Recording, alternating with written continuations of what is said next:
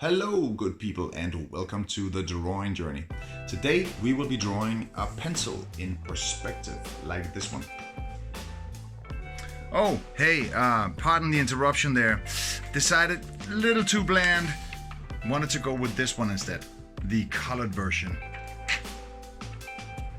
This is a fun little drawing which is not too complicated but still presents a nice opportunity to practice some important aspects of drawing. There's some line work in there. There is obviously some perspective, which includes a little bit of foreshortening as well. Disclaimer. I should specify that in this video we will be using what I like to call approximated perspective. This is a simplified version where we don't work with actual vanishing points, but simply foreshorten the object to create the illusion of perspective. Approximated perspective is great because it's very simple to work with and still adds a nice organic and vibrant feel to our drawings. Other videos will follow where we dive into the detailed mechanics of perspective and all that entails. Stay tuned. There's also going to be some construction. We'll be using some guidelines and guide dots to sort of place everything correctly. And a little bit of shading as well. Not too much, but just a tad bit. So without further ado, go ahead and grab your pencil and your paper, perhaps your eraser, and let's get on with the tutorial. This will be fun. Let me start out by saying that I've sped up the video a little bit just to keep the total length relatively short. So you might want to pause it once in a while just to catch up, because I don't think most people draw that fast. I know, I certainly don't. Okay, so as you can see, I'm starting out by drawing two lines, diverging and also with a hint of a curve. And then those two lines are connected at each end with much curvier and shorter lines. And this makes up the first basic shape of the pencil. And please notice that I'm drawing very lightly here in the beginning. I'm sketching out my initial shapes, and some of the lines that I am drawing at this point are guidelines, so they will be erased later on. And now I'm adding some more curvy lines. In the end, I'll be adding 4, I think, all in all. And this will become the metal part that holds the small eraser in place that some pencils have at the end of them.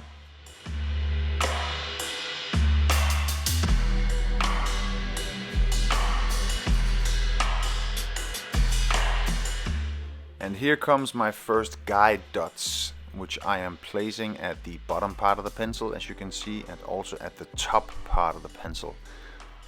And I use those to place a line relatively accurately in the middle of my pencil and then extending it out quite a bit, as you can see.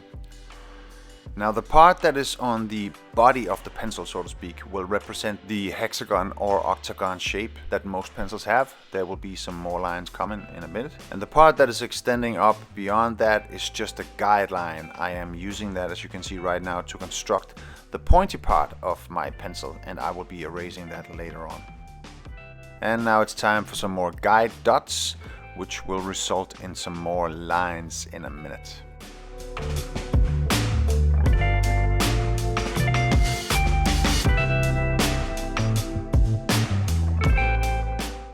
And I'm giving these lines just a hint of a curvature to match the original outer shape of the pencil.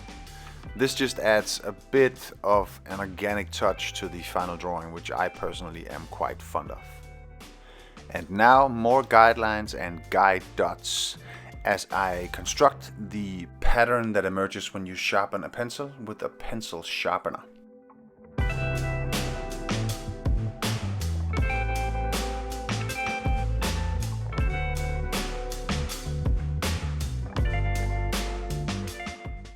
And now might be a good time to sharpen up some of the lines that I am keeping before I whip out the eraser in a minute and start erasing some of the stuff that I no longer need.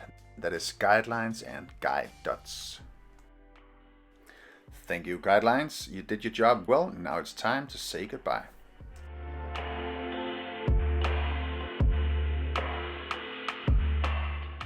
And time to add the graphite tip. A bit more polishing of the lines. That is always kind of an ongoing process.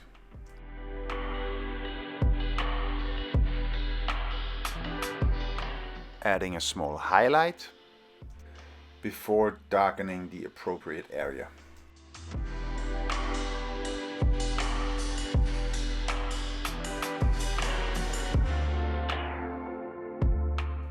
And now I'm refining the shape of the metal part that holds the pencil.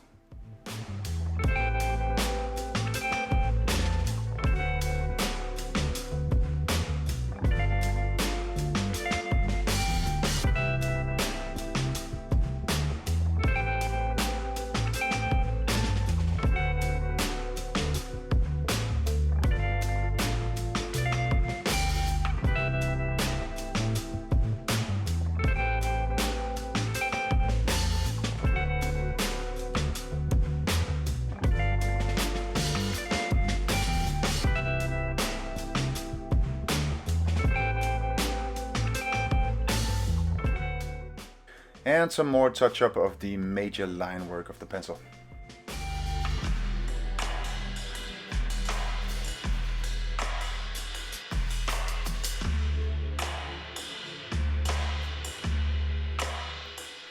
Time to add some shading. I'm not doing a lot of shading on this particular drawing as I'm keeping it quite simple.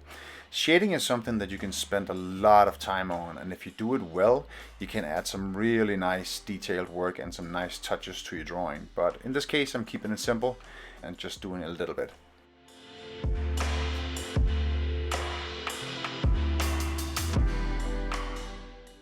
As I mentioned, you can spend a lot of time doing shading and you can add some really nice features if you're good at it. It's definitely an area where I still feel like I have a lot to learn. But one of the basic principles, a couple of the basic principles that you can adhere to are quite simple actually, and it's about establishing a light source and then sort of shading on the opposite side of that, and then also working with the shapes of the object that you're drawing. So for instance, in the case of this pencil, you can see that I have established a light source sort of above and a little bit behind the pencil, which then means that my shading is below and a little bit in front of the pencil. And also on the very bottom part of it, you can see that the lines that I did on the eraser and the metal part that holds the eraser are rounded, and on the hexagon shape, the wooden sides of the pencil, they are more straight.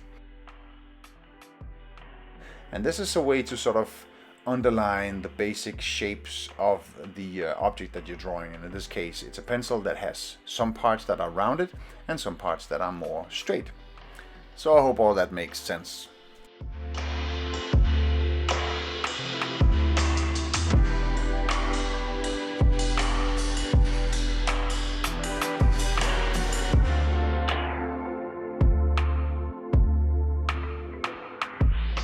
And one last time going over all the major line work with the pencil before I will move on to the coloring part in a minute.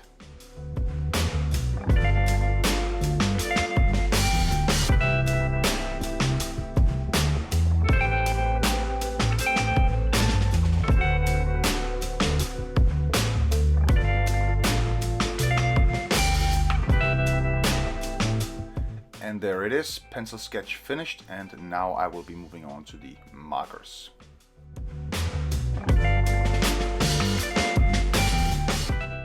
The markers I'm using are a deep yellow and a melon yellow. Then I have a barely beige and a pastel peach. Then I have a French vermilion and an old red. And finally I have a cool gray number 1 and a cool gray number 5. And of course a black fineliner for the outline. Now keep in mind that the actual colors I'm using are not that important. The principle is that I have 4 different colors basically, and I have 2 nuances within each color, one a little bit darker and one a little bit lighter.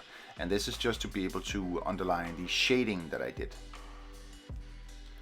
Now in this case I am outlining everything in black fineliner to begin with, as you can see. But that's actually not necessary. I will be doing it again at the end. So I could have just gone directly to the colored markers, but there you have it.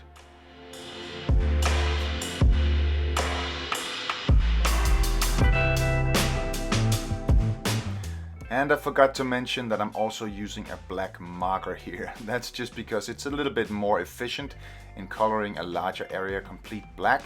I could have done that with the fineliner, it would have just taken a lot longer.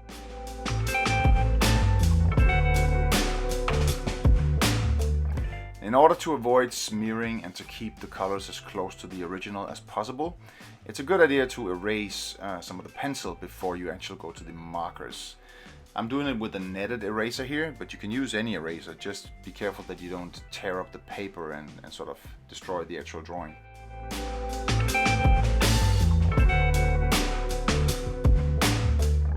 And now for the actual coloring. I'm starting out with the lightest of the two colors, the pairs that I mentioned before, and then I will be adding the darker nuance afterwards.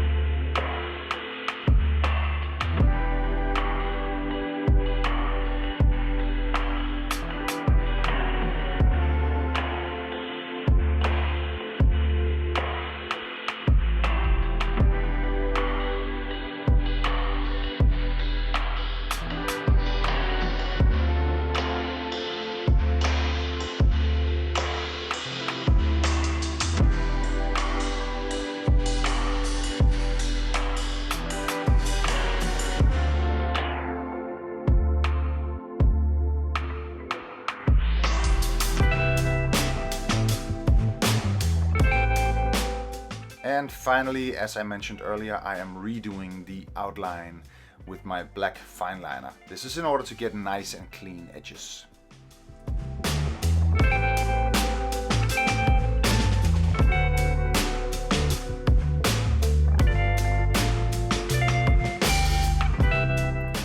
And just because I can't help myself, I'm going to add just a little bit more of the darker nuances in certain places, just to get the shading a little bit clearer. But there you have it, a perspective pencil, the colored version.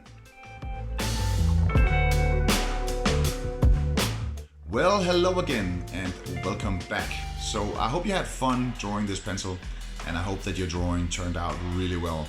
If you think you can do it better, go ahead and do it again. As a matter of fact, it's oftentimes a really good idea to go back and redo drawings, because there's usually some details that you can refine a little bit, or you can reiterate some of the things that you learned and that you observed during your work with this particular drawing. So definitely do that.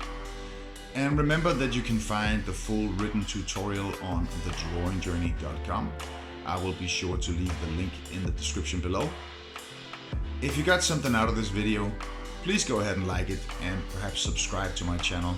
We're only just getting started, there'll be a lot more coming. Remember that drawing is a skill, so let's learn it. See you in the next video.